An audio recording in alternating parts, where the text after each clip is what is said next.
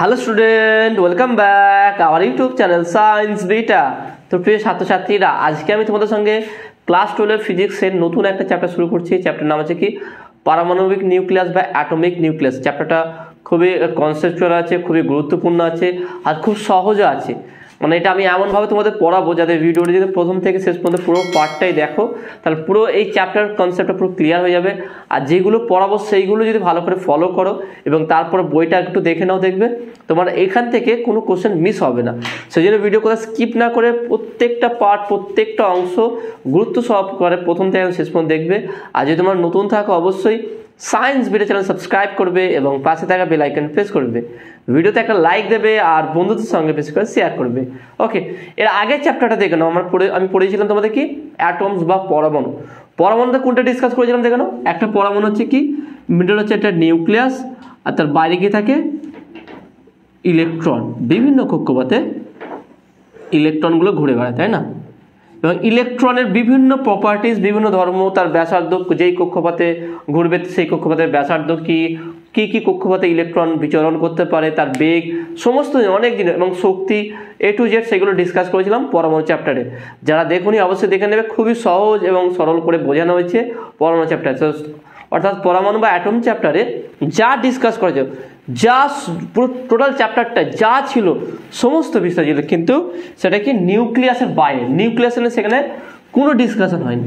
যা হয়েছে নিউক্লিয়াসের বাইরে নিয়ে লিমন শ্রেণী, বামার শ্রেণী, কখন লিমন শ্রেণী হবে, কখন বামার শ্রেণী হবে, কখন বর্ণালী হবে, সবই ইলেকট্রনের ট্রানজাকশন। অর্থাৎ ইলেকট্রন জাম্প করবে উপর থেকে, মানে হায়ার অরবিট থেকে লোয়ার অরবিট আসবে না, লোয়ার অরবিট থেকে হায়ার অরবিটে যাবে। এই সমস্ত বিষয় নিয়ে আলোচনা করা হয়েছিল। এবং সেই যেই কক্ষপথে ইলেকট্রন চলাচল করে বা আবর্তন করে, তার ব্যাসার্ধ কত, তার শক্তি, সমস্ত জিনিস আলোচনা করেছিলাম। তো যা সমস্ত আলোচনা করার সমস্ত বিষয়টা কিন্তু ছিল কি নিউক্লিয়াসের বাইরে। নিউক্লিয়াস নিয়ে সেখানে একটুকু আলোচনা হয়নি। তো এই চ্যাপ্টারে যা আলোচনা হবে সমস্ত বিষয় কিন্তু নিউক্লিয়াসের ভিতরে। অর্থাৎ আমরা পরমাণু চ্যাপ্টারে একটা পরমাণুতে প্রবেশ করেছিলাম, প্রবেশ করে শুধু নিউক্লিয়াসের বাইরে সমস্ত ঘটনাবলী বা সমস্ত মেম্বারের সঙ্গে আমরা আলাপ আলোচনা করেছিলাম, সমস্ত বিষয়টা জেনেছিলাম। এবার আমরা এন্ট্রি করব নিউক্লিয়াসের ভিতরে। তো অর্থাৎ পারমাণবিক নিউক্লিয়াস এই চ্যাপ্টারের সমস্ত বিষয়, সমস্ত জিনিস, যদিও এখানে ইলেকট্রনের গল্প হয়, সেই ইলেকট্রনটা কিন্তু নিউক্লিয়াসের ভিতর থেকেই আমরা নিয়ে আসবো বা নিউক্লিয়াসের ভিতর থেকে কী করে আসে সেটা চিন্তা ভাবনা করবো। অর্থাৎ এই চ্যাপ্টারে আমরা যা আলোচনা করব সবই নিউক্লিয়াসকে কেন্দ্র করে। অর্থাৎ নিউক্লিয়াস এবং নিউক্লিয়াসের ভিতরে যারা আছে তাদের নিয়ে আলোচনা করবো, নিউক্লিয়াসের বাইরে কোনো বিষয় নিয়ে আলোচনা করবো না। ওকে, তাহলে সেই জন্য দেখো চ্যাপ্টারের নামও আছে পারমাণবিক নিউক্লিয়াস। অর্থাৎ নিউক্লিয়াস কি, তার ভিতরে কি কি থাকে, সেটা কিভাবে আমরা ডিসকাস করবো। এই চ্যাপ্টারে কি কি বিষয় আছে সেখানে সমস্ত বিষয় আমরা ডিসকাস করবো। তো একটা জিনিস ওকে দেখে নাও, নিউক্লিয়াস হচ্ছে কি একটা পরমাণুর যে ভর আছে তার ম্যাক্সিমাম বলা যেত 90% ভর তার কেন্দ্রে থাকে, এবং সেই কেন্দ্রটা হচ্ছে কি নিউক্লিয়াস। অর্থাৎ একটা পরমাণুর মধ্যে সবথেকে ভারী যে জিনিসটা হবে সেটা তার নিউক্লিয়াস হবে। নিউক্লিয়াসে কারা থাকে? নিউক্লিয়াসে থাকে প্রোটন আর নিউট্রন, নিস্তড়িত। প্রোটন আর নিউট্রন এদেরকে একসঙ্গে বলা হয় কি নিউক্লিয়ন।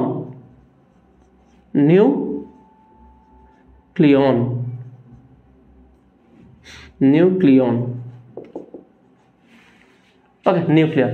তাহলে নিউক্লিয়াসের ভিতরে যে সমস্ত কণা থাকে তাদের বলা হয় কি নিউক্লিয়ন। কি নিউক্লিয়াসের ভিতরে কি কি থাকে?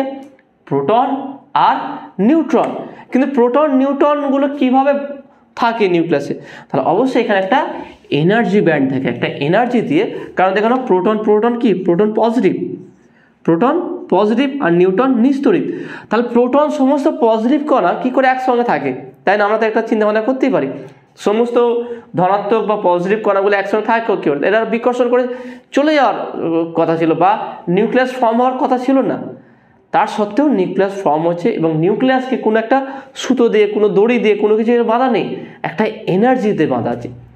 এবারে এই যখনই আমরা এনার্জির গল্প বলবো, এনার্জির কথা বলবো, তখনই চলে আসে আমাদের আইনস্টাইনের সেই থিওরি অফ রিলেটিভিটি কনসেপ্ট। অর্থাৎ এখানে যে কনসেপ্টের উপর আমরা ডিসকাস করব, যেই কনসেপ্টটা বা যখনই এনার্জি গল্প করবো, অর্থাৎ ভর এবং শক্তির এই তুল্যতা, আইনস্টাইনের যে মাস এনার্জি কনভারসেশন বা তুল্যতা আছে, মাস ইকুয়াল টু এনার্জি, সেই বিষয়টা ফোকাস করে এই চ্যাপ্টারটা অ্যাকচুয়ালি ডিসকাস করা হবে। অর্থাৎ যে সূত্র ছিল E equal to mc square, E equal to mc square. Einstein বলেছিলেন কি কোনো ভরকে শক্তিতে রূপান্তর করা যায় বা শক্তিকে ভরে রূপান্তর করা যায়। মোট মহাবিশ্ব শক্তি বা ভর অবিনশ্বর অর্থাৎ কনস্ট্যান্ট আছে, ধ্রুবক। যদি কিছু পরিমাণ কোথায় ভর মিসিং হয় তার মানে সেই ভরের সমতুল্য কোথায় এনার্জি ক্রিয়েট হয়েছে, বা কোনো জায়গায় কোনো এনার্জি যদি মিসিং হয় তার মানে সমতুল্য সেখানে কোনো পরিমাণ সেই ভরটা শক্তিতে কনভার্ট হয়ে গেছে। তাহলে আইনস্টাইন বলেছিলেন কি ভর শক্তিতে, শক্তি ভরেতে রূপান্তর করা সম্ভব, এবং এটাকে এ করা হয় E equal to mc square. Okay, mc square, m হচ্ছে কি মোশনাল মাস। এবার এখানে দুটো জিনিস আছে, একটা হচ্ছে রেস্ট মাস, একটা হচ্ছে মোশনাল মাস। এটা বা গতি, যে বস্তুটা গতিশীল আছে, এই বিষয়টা তোমরা হয়তো পড়েছিলে কোয়ান্টাম থিওরিতে। এখানে দিয়েছে যে স্থির ভর বা রেস্ট মাস। রেস্ট মাসটা অ্যাকচুয়ালি কি এটা একটু আমি তোমাদের হালকা করে বুঝিয়ে দিই, বেশি আমরা ডিপে যাব না এই বিষয়টা, কারণ আমরা নিউ ক্লাসে নিয়ে আলোচনা করব। তবু এখানটা শুধু হালকা করে এটা বোঝে নাও যে রেস্ট মাস হচ্ছে কোনো বস্তু, কোনো একটা বস্তু একটা ফ্লোরে বা কোনো একটা টেবিলে, কোনো একটা জায়গায়, কোনো বাড়ির মধ্যে, যে কোনো একটা জায়গায় পড়ে আছে, স্থির অবস্থায় আছে, তার সেই ভরটাকে বলা হয় কি রেস্ট মাস, আর একে m0 তে রিপ্রেজেন্ট করা হয়।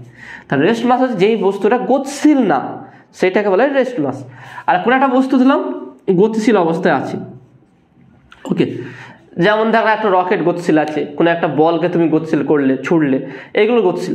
তাই এখানে এই ভরটা ওই একই বস্তুটাকে, এই বস্তুটাকে যদি তুমি ছোড়ো তাহলে গতিশীল হলে এই স্থির অবস্থায় থাকা যেই ভর ছিল তার থেকে ভর বেড়ে যাবে, অর্থাৎ এখানে m গ্রেটার দ্যান m0 হয়ে যাবে।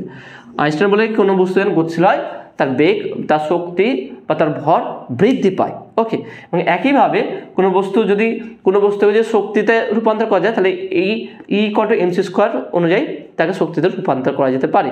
এই হিসাবে আমরা বিভিন্ন ভরের শক্তি নির্ণয় করতে পারি। যেমন কি যদি বলি 1 গ্রাম সমান কত, 1 গ্রাম ভরকে যদি আমি শক্তিতে রূপান্তর করি কত শক্তি হবে, তাহলে এখানে বসিয়ে দাও E ইকুয়াল টু m এর জায়গায় 1, 1 গ্রামকে আমি একটা বলতে পারি কি কত হচ্ছে, 1 গ্রাম মানে 10 টু দি পাওয়ার -3 কেজি। তাহলে এখানে বসিয়ে দাও 10 to the power -3 into C হচ্ছে কি 3 ইন্টু 10 টু দি পাওয়ার 8 তার হোল স্কোয়ার। যেহেতু সবই এসআইতে বসিয়েছি তাহলে এটা কত হবে জুল। তাহলে এখান থেকে বলতে পারি কি 10 to the power -3 into 3 into 10 to the power 3 3 9, এটা 9 হয়ে যাবে। 10 টু দি পাওয়ার 8 দুগুণে 16, 16। তাহলে 9 ইন্টু এখানে 16 চলে গেলে 10 টু দি পাওয়ার কত হচ্ছে, 8 দুগুণে 16, এটা 16 হয়েছে, 3 3 9, 10 টু দি পাওয়ার -3, তাহলে -3 প্লাস 16 13 জুল। ওকে, তাহলে দেখেন তাহলে 1 গ্রাম যে কোনো ভরের শক্তি, তাকে যে শক্তিতে রূপান্তর কত হবে দেখেন 9 into 10 to the power 13 joule. এখানে যদি ইলেকট্রন ভোল্টে কনভার্ট করতে তাহলে এখানে 1.6 ইন্টু 10 টু দি পাওয়ার 19 দিয়ে ভাগ করতে হবে, তবে এটা ইলেকট্রন ভোল্টে কনভার্ট হয়ে যাবে। তাহলে এইভাবে দেখে শক্তি উৎপন্ন।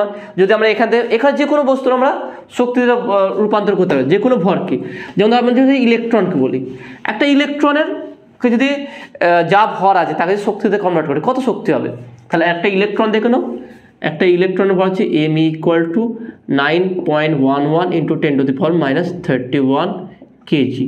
ওকে, এইটা তাহলে এখানে দেখে নাও, তাহলে E ইকুয়াল টু বলতে পারি কি 9.11 into 10 to the power -31 into দেখে নাও E সমান mc স্কোয়ার, m এর মান বসালাম, c হচ্ছে কত 3 ইন্টু 10 টু দি পাওয়ার 8 তার হোল স্কোয়ার।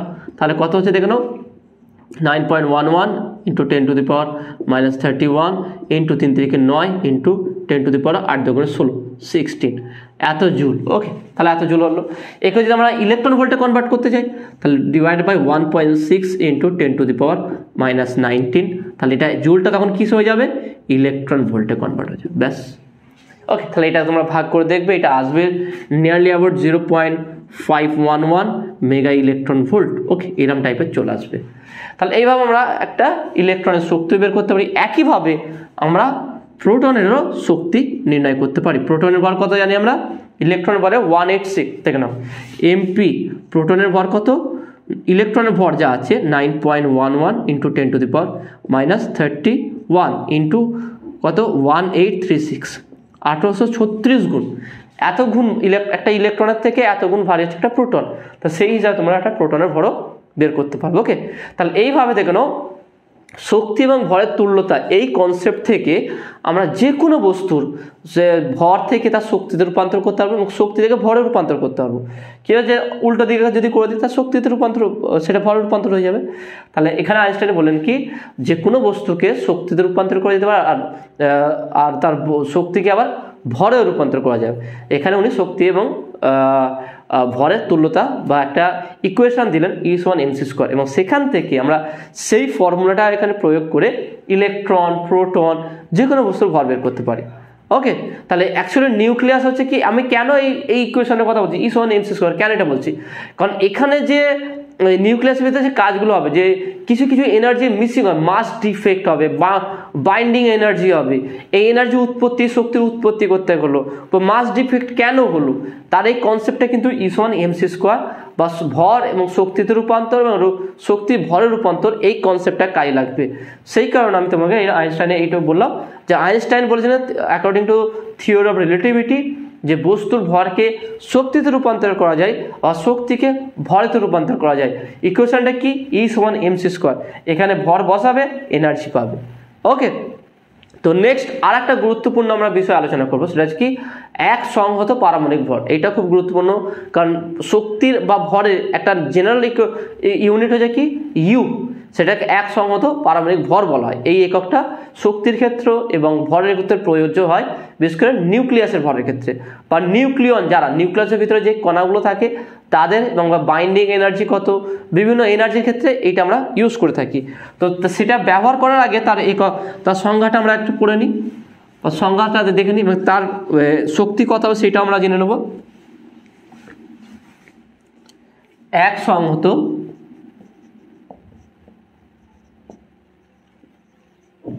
পারমাণবিক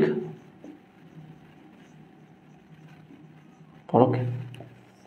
তাহলে এক সংহত পারমাণবিক ভরটা কি, আমরা বলতে পারি কি একটি কার্বন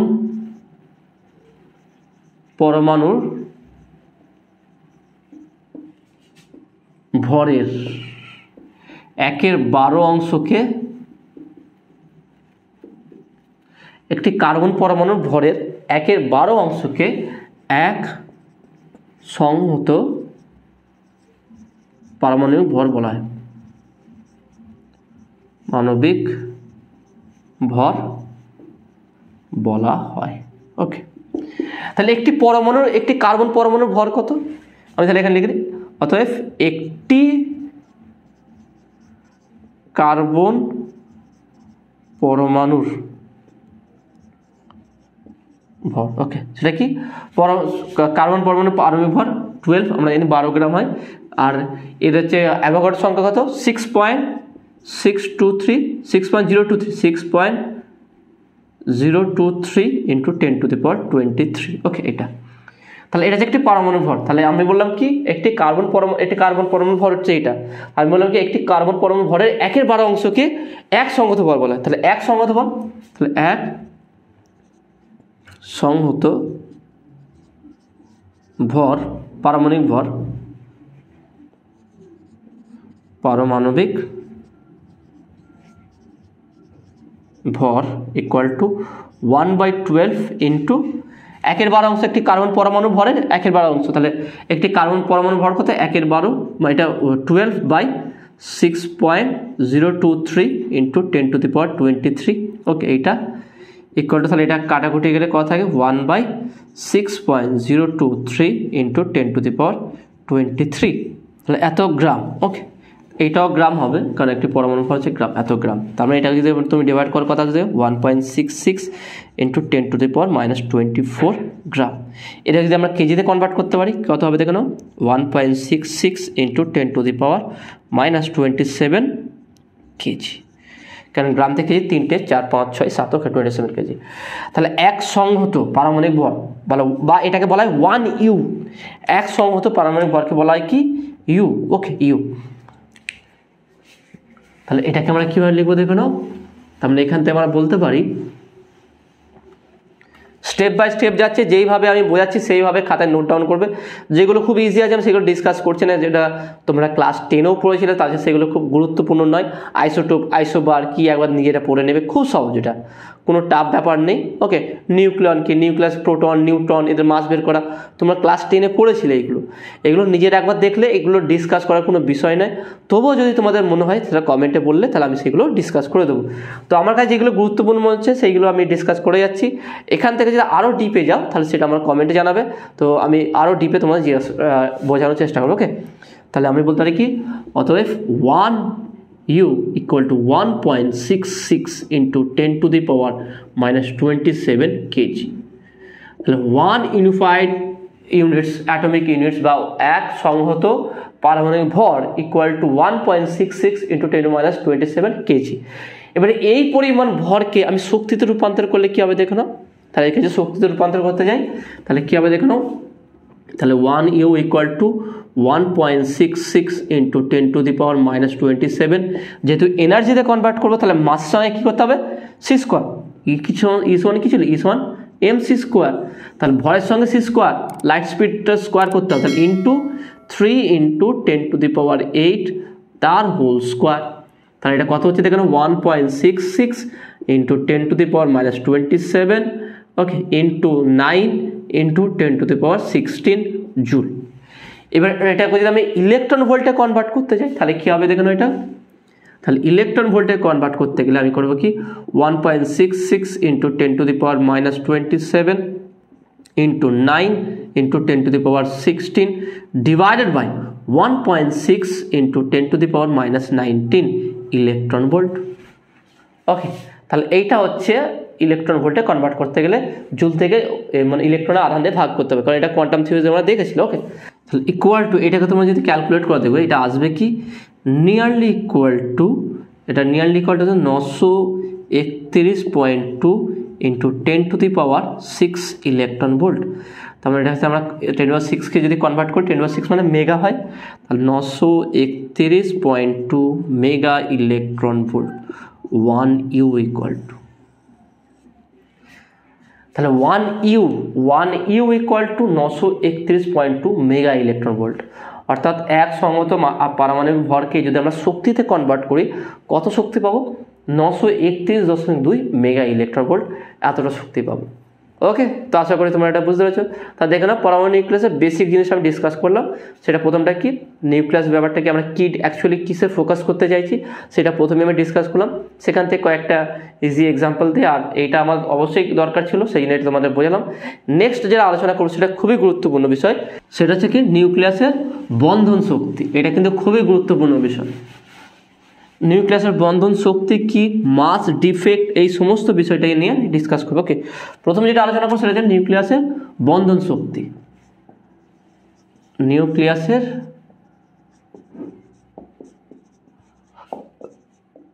বন্ধন শক্তি, binding energy of a nucleus. Okay, binding energy of a nucleus. তা এটা বা নিউক্লিয়াসের বন্ধন শক্তি কি আমরা বলতে পারি কি, নিউক্লিয়াসটা কি বলেছিল। ওকে, আমরা এখানে আর এর বাইরে নিয়ে আলোচনা করবো, সব নিউক্লিয়াসে নিয়ে। নিউক্লিয়াসের ভিতরে কী থাকে, প্রোটন থাকে আর নিউট্রন থাকে। নিউট্রন নিশ্চয়ই, প্রোটন পজিটিভ। তাহলে এখানে আমরা কী বলতে পারি কি, প্রোটন ও নিউট্রনগুলি যে শক্তির প্রভাবে নিউক্লিয়াসের মধ্যে আবদ্ধ অবস্থায় থাকে সেই শক্তিকে বলা হয় কি নিউক্লিয়ার বন্ধন শক্তি। তাহলে বলতে পারি কি, প্রোটন ও নিউট্রনগুলি নিউক্লিয়াসের মধ্যে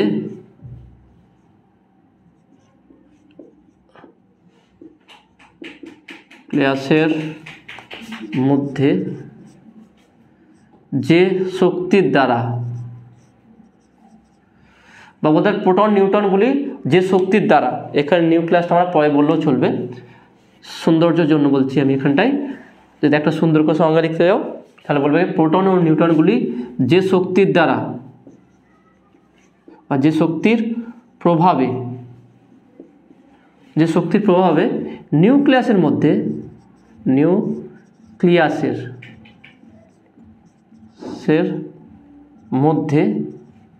আবদ্ধ থাকে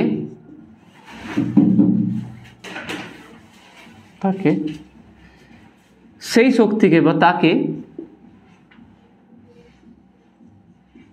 তাকে নিউক্লিয়াসের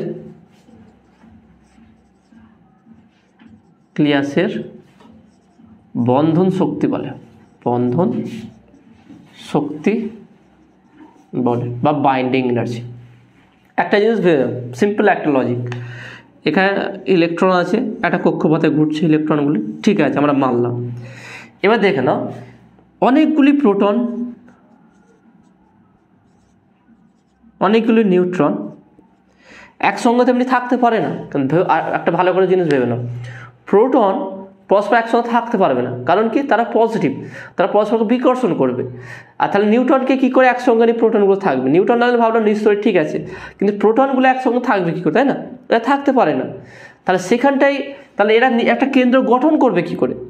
তাহলে অবশ্যই একটা হিডেন বা একটা এনার্জি থাকতে হবে, যেই এনার্জি এদেরকে বেঁধে রাখবে, অর্থাৎ এদের মধ্যে যে বিকর্ষণ হবে তার তুলনায় বেশি পরিমাণ একটা শক্তি দিয়ে, বলে না যে কোনো জিনিস চলে যাওয়ার চেষ্টা, তাহলে সবাইকে যদি একসঙ্গে বেঁধে দেওয়া হয় তাহলে কি সে সেখান থেকে পারলেও যেতে পারবে না। ঠিক এই বাইন্ডিং এনার্জি বা বন্ধন শক্তি হচ্ছে এমন একটা শক্তি যেই শক্তির দ্বারা নিউক্লিয়াসের ভিতরে প্রোটন এবং নিউট্রনগুলোকে একসঙ্গে বেঁধে দেওয়া হয় বা একসঙ্গে একত্রিত করা হয়। তাহলে এখানে এই একত্রিত করে যে কেন্দ্র গঠন করছে, এই কেন্দ্র গঠনের মেন ভূমিকা বা মুখ্য ভূমিকা যেটা পালন করা হয় সেই যে পালন করে সেটা দেখি বন্ধন শক্তি। এই বন্ধন শক্তি যখন ভেঙে যায় তখনই কিন্তু তেজস্ক্রিয় বা তেজস্ক্রিয়তা শুরু হয়ে যায়, তাই না? তাহলে বন্ধন শক্তিটা কি? তাহলে একটা নিউক্লিয়াসের ভিতরে বা একটা পরমাণু নিউট্রনকে একসঙ্গে পরমাণুর মধ্যে প্রোটন এবং নিউট্রনকে একত্রিত করে একসঙ্গে আবদ্ধ করে যে শক্তির দ্বারা আবদ্ধ করা হয়, একসঙ্গে বা একত্রিত করা হয় করে একটা কেন্দ্রক তৈরি করা হয়, যে শক্তি তৈরি করে এটা, সেই শক্তিকে বলা হয় কি? বন্ধন শক্তি। এবারে এই বন্ধন শক্তিটা আসলো কোত্থেকে, তাই না? আমরা তো বুঝতে পারি, এটা আমাদের ব্রেনে এটা আসতে পারে যে অ্যাকচুয়ালি বাইন্ডিং এনার্জিটা কীভাবে আসলে, সোর্সটা কি, কে উৎপত্তি করলো বা কীভাবে তৈরি হলো, এটা তার কনসেপ্টটা আমাদের ক্লিয়ার করতে হবে। তো সেই কনসেপ্টটা কি দেখে নাও, সেই কনসেপ্টটা আসবে কি? মাস ডিফেক্ট থেকে। তো নেক্সট আর একটা যেটা বিষয় আছে সেটা হচ্ছে কি মাস ডিফেক্ট, খুবই গুরুত্বপূর্ণ বিষয়। মাস ডিফেক্ট বা ভর ত্রুটি, এটা বলা হয় কি? ভর ত্রুটি। ওকে, তাহলে এই ভর ত্রুটি কি? ভর ত্রুটি ব্যাপারটা বুঝতে পারলে তুমি বাইন্ডিং এনার্জির কনসেপ্টটা বুঝতে পারো। অ্যাকচুয়ালি বাইন্ডিং শক্তি আসলো কোথা থেকে? এরকম তো নয় যে সবেতেই ম্যাজিক্যালি কোনো ঘটনা ঘটে যাচ্ছে, কেউ ফুক মারলো ব্যাস অটোমেটিকলি পরমাণু গঠন হয়ে গেল, এরকম হয় না। প্রত্যেকটা জিনিসের একটা লজিক আছে, কেন এটা হয়েছে তার রয়েছে। এবার যদি বলা হয় যে কে এই জিনিসটা দিল, তাহলে সেটা হচ্ছে কি?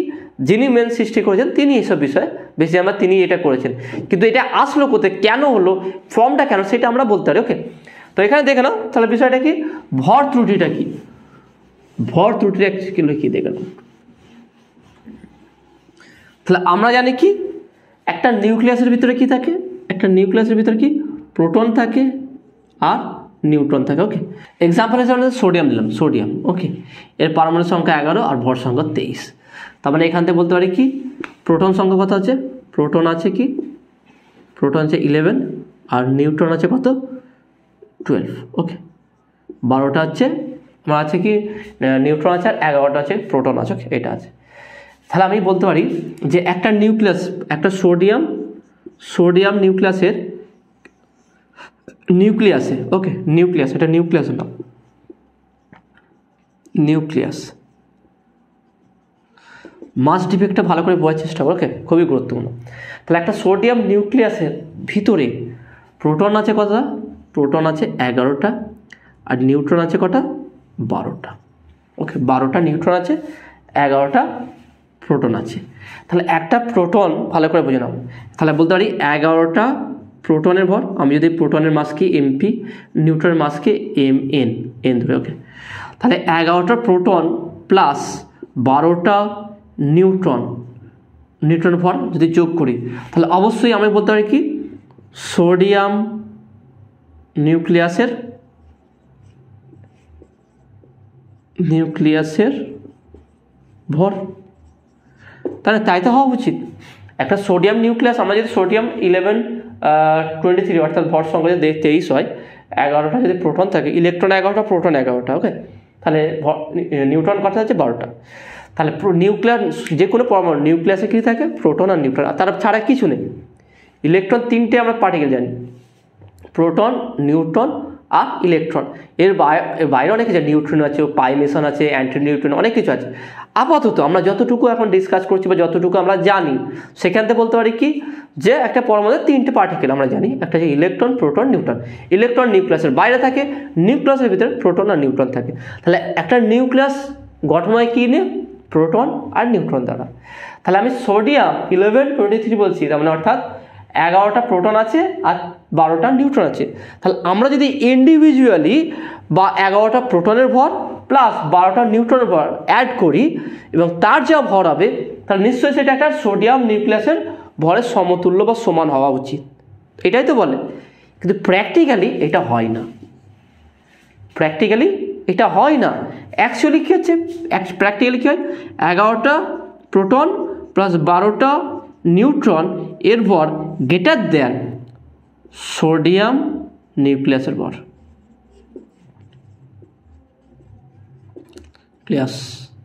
নিউক্লিয়াসের ভর। ওকে, অ্যাকচুয়ালি কী হচ্ছে যে 11টা প্রোটন আর 12টা নিউট্রনের টোটাল ভর মিলিয়ে যতটা ভর হয় সেটা নিউক্লিয়াসের ভরের থেকেও বেশি।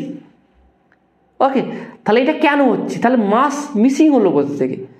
আমি বলছি সোডিয়াম কি তৈরি, সোডিয়ামের কেন্দ্র কী আছে আর প্রোটন নিউট্রন, তাছাড়া কিছু নেই। কেন্দ্র কী আছে? 11টা প্রোটন আছে, 12টা নিউট্রন আছে। তাহলে সোডিয়ামের নিউক্লিয়াসে যদি 11টা প্রোটন 11টা নিউট্রন থাকে, তাহলে অবশ্যই 11টা প্রোটন প্লাস 11টা নিউট্রনের 12টা নিউট্রনের যে ভর হবে তার সঙ্গে ইকুয়াল হওয়া উচিত। কিন্তু প্র্যাকটিক্যালি দেখাচ্ছে কি না, 11টা প্রোটন আর 12টা নিউট্রন মিলিয়ে মোট যে ভর হয় সেটা একটা সোডিয়াম নিউক্লিয়াস ভরের থেকে বেশি হচ্ছে। ওকে, বেশি হয়। তাহলে বেশি হচ্ছে কেন? নিউক্লিয়াসের ভরটা কমে যাচ্ছে কেন? তাহলে এখানে দেখে নাও, তাহলে কিছু পরিমাণ ভরটা কী হচ্ছে, ভর ত্রুটি, ভর মিসিং হচ্ছে। সেই মিসিং ভরটা নিয়ে আমরা আলোচনা করতে চাইছি। তার মানে অ্যাকচুয়ালি দেখাচ্ছে কি যে মাস ডিফেক্ট দেখাচ্ছে, আর যেই ভর ত্রুটিও, যে ভরটা পাওয়া যাচ্ছে না সেই ভরটাকে বলা হচ্ছে কি মাস ডিফেক্ট বা ভর ত্রুটি। তাহলে এইটা হচ্ছে, এইটা ভালো করে বোঝার চেষ্টা করো। যদি তোমার একটা সিম্পল এক্সাম্পল দিই, ধর একটা কোনো কার্ডবোর্ড বা কোনো একটা মাটি নিয়েছো, ওকে, এটা সবথেকে বুঝতে পারবে যারা যেই ইট ভাঁটাতে বিভিন্ন ইট ফিট তৈরি করে, দেখবে একটা ইট তৈরি করার জন্য একটা প্রত্যেক জায়গায় দেখবে কিছু কিছু, যে তোমার ইট ভাড়াতে কোনো সময় ঘুরতে যাও দেখবে, সেখানে দেখবে প্রত্যেক লোক যখন একটা কি একটা ডিব্বার মধ্যে থাকে তাতে কাদা বা কিছু দিয়ে সেটা থেকে ইট তৈরি করে। তো তাকে যত অ্যামাউন্ট কাদা দেওয়া হয় সেখান থেকে যখন ইট তৈরি করে, ধরো তার থেকে কম অ্যামাউন্ট কাদা থাকে তাতে। তাহলে আমি বলতে চাইছি কোনো জিনিস যখন একটা তোমার পিস দেওয়া হবে সেখান থেকে একটা জিনিস তৈরি করতে হয়, সেখান থেকে কিছু না কিছু পরিমাণ নষ্ট হয়ে যায়, তাই না? ঠিক একইভাবে আমি জাস্ট এক্সাম্পল জন্য বলছি। তাহলে আমরা যখন 11টা প্রোটন বা 12টা নিউট্রন নিয়ে একটা সোডিয়ামের নিউক্লিয়াস গঠন করব, সেখানে কিছু পরিমাণ ভরের মিসিং হয়ে যাবে, কিছু পরিমাণ ভর মানে কী যাবে, থাকবে না, কিছু ভর কমে যাবে। সেই ভরটা গেল কোথায়, বা সেই ভরটা কী হচ্ছে, এবং সেই ভরটাকে বলা হচ্ছে কি মাস ডিফেক্ট। কোথায় গেল সেটা আমরা আলোচনা করব, পুরো বিষয়টা তোমাদের সামনে আমি ক্লিয়ার করে দেবো। শুধু আমার কথাগুলো বুঝতে পারছো কি না সেটা তোমার কমেন্টে বলবে, যে প্রত্যেকটা স্টেপ, প্রত্যেকটা পয়েন্ট যেগুলো আমি স্টেপ বাই স্টেপ তোমাদের বোঝাতে চাইছি সেটা বুঝতে পারছো কি না।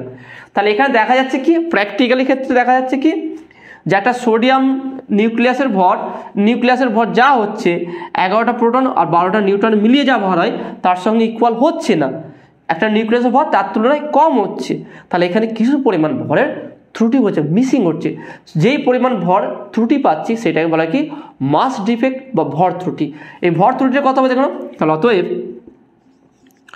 ভর ত্রুটি এটাকে আমরা ডেল্টা এম দ্বারা রিপ্রেজেন্ট করবো। ডেল্টা এম ইকুয়াল টু কি দেখে নাও, আমি প্রোটনের ভর দেখে নাও, আমি যে কোনো এক্স একটা মনে লিখে, এটা জেড, এটা এ। ওকে, প্রোটন সংখ্যা, যদি এই প্রোটন সংখ্যা বলি সেটা কি জেড হচ্ছে প্রোটন সংখ্যা। নিউট্রন সংখ্যা কি করবো আমি, নিউট্রন সংখ্যা কি এ মাইনাস জেড। ভর সংখ্যা থেকে ভালো করে দেখে নাও, ভর সংখ্যা থেকে যদি প্রোটন সংখ্যা বাদ দিস কী থাকবে, নিউট্রন সংখ্যা। তার ভর ত্রুটিটা কী হবে দেখে নাও, তাহলে জেড সংখ্যক, ইন জেনারেল কেস জেড সংখ্যক প্রোটন এমপি ভর প্লাস হচ্ছে কি, তারপরে কি এ মাইনাস জেড সংখ্যক নিউট্রন, এতটা নিউট্রন। তাহলে এই দুটোর ভর, বা এটাকে আমি সেকেন্ড ব্র্যাকেট দিয়েও লিখতে পারি, minus capital M A Z এটা কি নিউক্লিয়াস, এর নিউক্লিয়াস ভর, অর্থাৎ জেড প্রোটন সংখ্যা এ ভর সংখ্যা বিশিষ্ট একটি নিউক্লিয়াসের ভর এটা। তাহলে এইটা হচ্ছে মাস ডিফেক্ট। তাহলে মাস ডিফেক্ট কি, টোটাল জেড সংখ্যক প্রোটন এ মাইনাস জেড সংখ্যক নিউট্রনের ভর, টোটাল ভর থেকে মাইনাস করে যদি একটা নিউক্লিয়াসের ভরকে মাইনাস করি, যে পরিমাণ ভর বেঁচে থাকবে সেই পরিমাণ ভরটাকে হচ্ছে বলা হয় মাস ডিফেক্ট বা মিসিং অফ মাস, যেই পরিমাণ ভর পাই না। তাহলে একে যদি শক্তিতে কনভার্ট করি সেই শক্তিটা কী হবে দেখে নাও। তাহলে মাস ডিফেক্টকে যদি যেই পরিমাণ ভর পাওয়া যাচ্ছে না তাকে যদি শক্তিতে কনভার্ট করি তার শক্তিটা কী হবে দেখে নাও। তাহলে সেটা বলতে পারি কি ডেল্টা এম সি স্কোয়ার, তাই না, delta M into C square. তার মানে এখান থেকে বলতে পারি কি, সেটা আমি যদি এখানে ব্র্যাকেট দিয়ে দিই Z MP plus A minus Z M N, total Z সংখ্যক প্রোটন এ মাইনাস জেড সংখ্যক নিউট্রনের ভর, টোটাল ভর মাইনাস এম এ জেড নিউক্লিয়াসের ভর সি স্কোয়ার। তাহলে এটা হচ্ছে কি যেই পরিমাণ ভর আমার মিসিং হচ্ছে সেই পরিমাণ ভরের তরুণ শক্তি। তাহলে সেই ভরটা গেল কোথায়, অ্যাকচুয়ালি যেই পরিমাণ ভর মিসিং হয় একটা নিউক্লিয়াস ফর্ম হতে গেলে, গঠন করতে গেলে যেই পরিমাণ ভরের আমরা মিসিং পাচ্ছি, ত্রুটি পাচ্ছি, সেই পরিমাণ ভরটাই কী হচ্ছে বাইন্ডিং এনার্জিতে কনভার্ট হয়ে যাচ্ছে।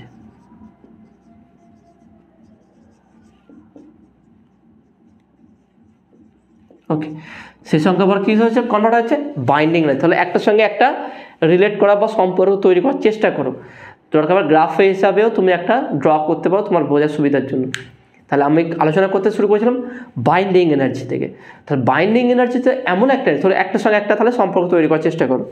তাহলে বাইন্ডিং এনার্জি আমি স্টার্টিং করেছিলাম কি বাইন্ডিং এনার্জি, ওকে, বন্ধন শক্তি থেকে, যেটাকে বেঁধে রেখেছে, ওকে, প্রোটনকে এই কণাকে নিউক্লিয়নগুলোকে যে আবদ্ধ করেছে, তা সেই শক্তির উৎপত্তি এলো কোথা থেকে, এই ইবি, ওকে, ইবি।